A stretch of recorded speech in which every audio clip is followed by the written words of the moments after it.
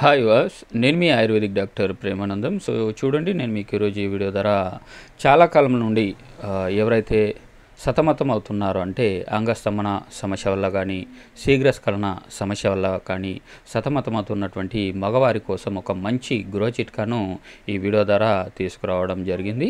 ఈ వీడియో గురించి మీరు పూర్తిగా డీటెయిల్గా తెలుసుకోవడానికి ముందుగా మీరు కనుక ఇప్పటివరకు నా ఛానల్ని సబ్స్క్రైబ్ చేసుకున్నట్లయితే ఇప్పుడే సబ్స్క్రైబ్ చేసుకోండి. మరియు పక్కనే ఉన్న బెల్ ఐకాన్ని ట్యాప్ చేయడం ద్వారా నా యొక్క లేటెస్ట్ వీడియోస్ మీకు అప్డేట్స్ వస్తూ ఉంటాయి.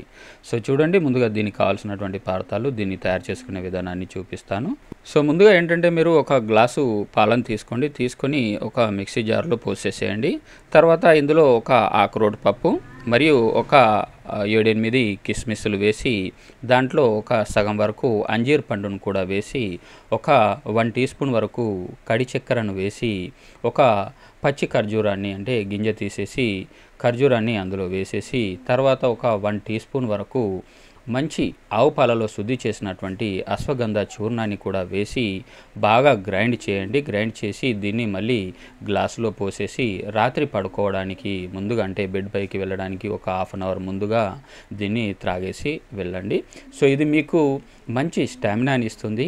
అంగస్తంభన సమస్యలు ఉన్న వారికి అంగాన్ని స్తంభింపజేసేలా చేస్తుంది. అంతేకాకుండా ఇది వీర్యస్ఖలనం ఎవరికైతే తొందరగా అవుతుందో, వీర్యం అనేది తొందరగా పడిపోకుండా ఎక్కువసేపు సెక్స్ చేయడానికి కూడా ఇది అద్భుతంగా ఉపయోగపడుతుంది. దీన్ని మీరు కంటిన్యూగా, అంటే ఇలాగే కొన్ని రోజుల వరకు తాగారంటే ఇది మీకు శాశ్వత పరిష్కారంగా కూడా పనిచేయడానికి అవకాశం అనేది ఉంటుంది. సో మరిన్ని ఇంకా ఇట్లాంటి వీడియోస్ కోసం మీరు కనుక ఇప్పటివరకు నా ఛానల్ని సబ్స్క్రైబ్ చేసుకున్నట్లయితే ఖచ్చితంగా సబ్స్క్రైబ్ చేసుకోండి.